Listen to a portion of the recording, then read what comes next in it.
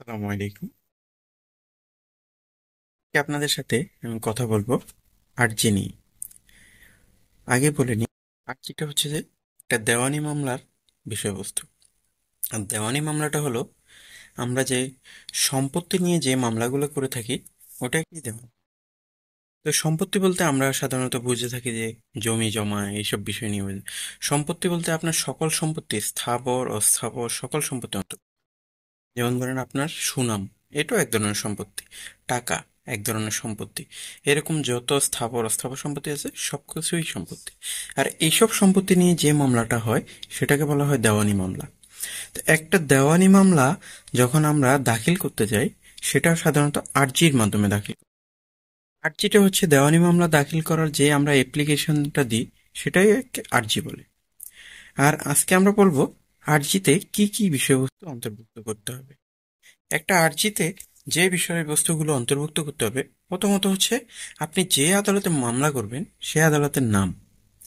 তারপর হচ্ছে বাদীর নাম, পরিচয়, বাসস্থান ইত্যাদি ডিটেলস দিবেন। এখানে বাদী বলতে বোঝানো হচ্ছে যিনি মামলা দায়ের করবেন। একইভাবে আপনি যার বিরুদ্ধে মামলা করবেন, বিবাদী, তার নাম, তারপরে আপনার বাসস্থান ইত্যাদি বর্ণনা আপনি মানে। এবং আপনি যদি একজন নাবালক বা মানসিক বিকারগ্রস্ত ব্যক্তির বিরুদ্ধে মামলা করতে চান, বা বাদী যদি নাবালক বা মানসিক বিকারগ্রস্ত হয়, সেক্ষেত্রে আপনি অবশ্যই সেটার একটি বিবৃতি দিবেন। তারপর যে বিষয়টি আপনি ঠিক করবেন সেটি হচ্ছে আদালতের এখতিয়ার। আদালতের এখতিয়ার যদি আপনি না ঠিক করেন, আপনি কোন আদালতে মামলা করবেন, আপনার মামলা পরিচালনা করার বা আপনার মামলার রায় দেওয়ার কোন আদালতের ক্ষমতা আছে সেটা আপনি বুঝতে পারবেন না। আদালতের ক্ষমতা সাধারণত তিন রকমের হয়ে থাকে। এক্ষেত্রে একটি হচ্ছে যে আপনার আঞ্চলিক এখতিয়ার, একটি আর্থিক এখতিয়ার, আর একটা হচ্ছে যে বিষয়বস্তুগত এখতিয়ার।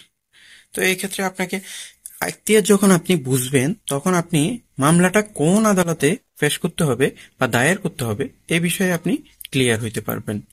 তো এই ক্ষেত্রে আপনি আরেকটা জিনিস নির্ধারণ করতে পারেন, সেটি হচ্ছে আপনার প্রতিকার। আপনি যে বিষয়বস্তু নিয়ে মামলা করছেন সেই বিষয়ে আপনি কি প্রতিকার চাচ্ছেন, এই বিষয়টা আপনি নির্ধারণ করবেন।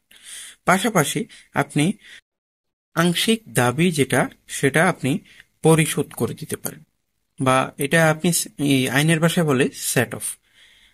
সেট অফটা হচ্ছে এমন একটা জিনিস, আপনি ধরেন কোনো একজন ব্যক্তির নিকট 20,000 টাকা পাবেন। তো এই ক্ষেত্রে ওই ব্যক্তি পুনরায় বিবাদী, যে বিবাদী সে আপনার কাছে উল্টা 5,000 টাকা পাবে। এক্ষেত্রে আপনি 20,000 টাকা থেকে 5,000 টাকা বাদ দিয়ে আদালতের মাধ্যমে বাকি 15,000 টাকা দাবি হিসেবে আপনি আর্জিতে উল্লেখ করতে পারেন।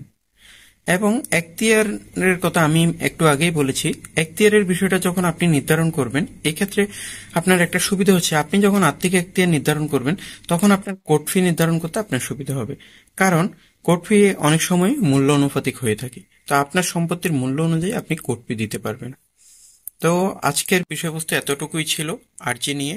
এই যত কিছু বলেছি সবকিছুই ছিল আমাদের দেওয়ানি মামলার ক্ষেত্রে একটি আরজি দাখিলের যে বিষয়বস্তুগুলো অন্তর্ভুক্ত করতে হবে সেগুলো নিয়ে।